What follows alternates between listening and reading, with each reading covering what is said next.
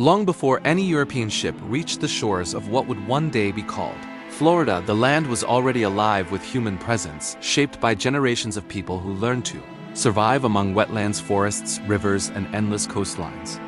These early inhabitants lived in close connection with the environment, hunting, fishing, and adapting to a landscape that demanded resilience and deep knowledge of nature.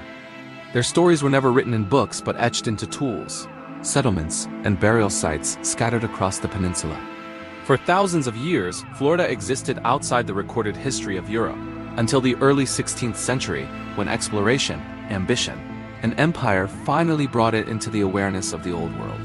In 1513, Spanish explorer Juan Ponce de Leon arrived along Florida's coast during the Easter season, naming the land La Florida, inspired by both the lush vegetation and the religious celebration of the time. His arrival marked the beginning of documented history for the region, though it was far from a peaceful encounter. European explorers came searching for wealth, land, and legends, often misunderstanding the land and underestimating both its natural dangers and the strength of its native peoples. The Florida they encountered was not an empty frontier, but a complex world already shaped by centuries of human life. With societies deeply rooted in the rhythms of the land and water, permanent European settlement did not come easily. Early attempts at colonization were marked by disease, conflict, starvation, and failure.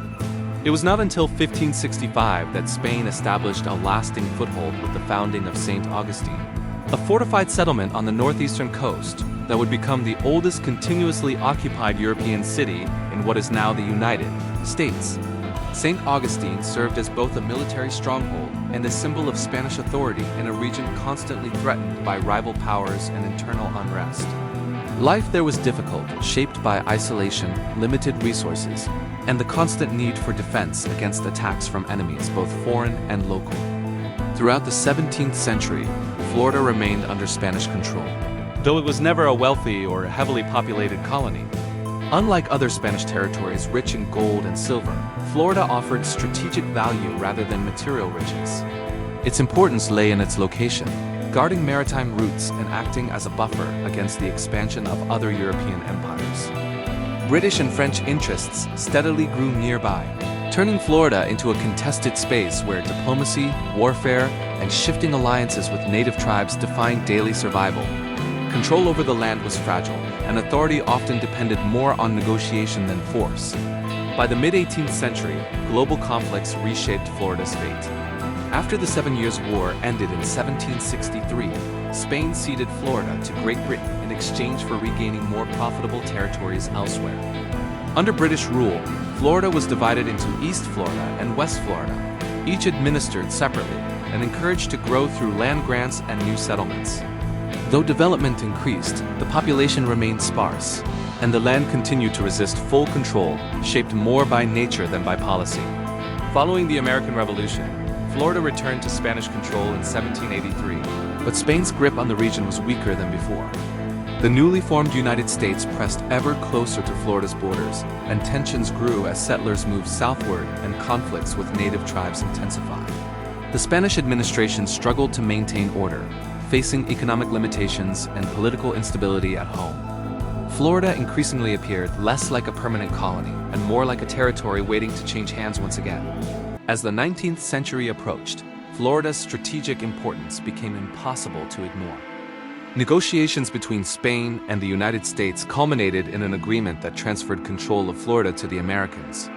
In 1821, the territory officially became part of the United States, marking the end of European rule and the beginning of a new chapter.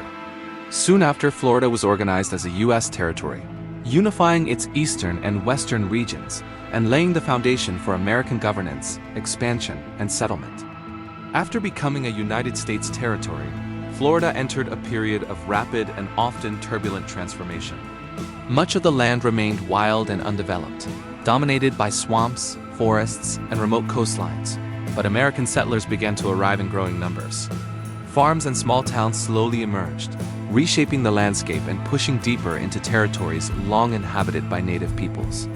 These changes brought opportunity for some, but also violence, displacement, and prolonged conflict, particularly with the Seminole tribes, whose resistance would lead to years of warfare and forced removals that left lasting scars on the region.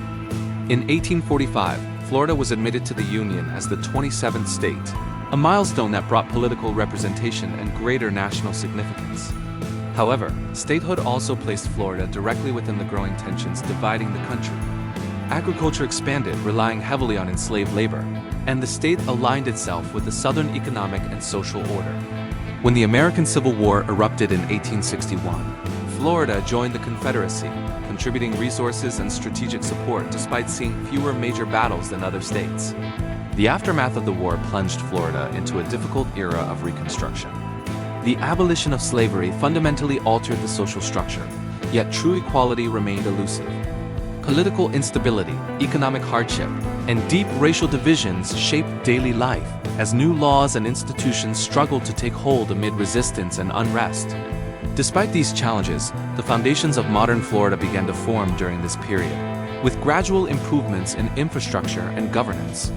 By the late 19th century, Florida's image began to change. The expansion of railroads opened previously isolated regions, enabling commerce, migration, and tourism. Citrus farming, fishing, and trade flourished, while coastal towns grew into recognizable cities. Florida was no longer viewed solely as a distant frontier, but as a land of potential, warmth, and opportunity. Its climate and scenery attracted newcomers seeking health, wealth, or a fresh start. The 20th century brought dramatic acceleration. Large-scale development projects transformed wetlands and reshaped ecosystems, while cities like Miami expanded at an unprecedented pace. Hurricanes and natural disasters reminded residents of the land's power, even as technological progress pushed forward. After World War II, population growth surged, tourism became a defining industry, and Florida assumed a central role in military, aerospace, and international affairs. Despite modernization, Florida never lost its layered past. Ancient settlements, colonial forts, and historical towns remained woven into the fabric of the state, existing alongside highways, skyscrapers, and theme parks. Each era left its imprint, creating a place where history and progress coexist in constant tension. Florida became not just a destination, but a living record of centuries of struggle, ambition, adaptation, and reinvention. From its earliest inhabitants to its rise as one of the most influential states in the nation, Florida's story is one of continuous transformation. Shaped by nature, conflict, and human determination, it stands today as a land defined not by a single identity, but by the many forces that have passed through it, leaving echoes of the past embedded in the present.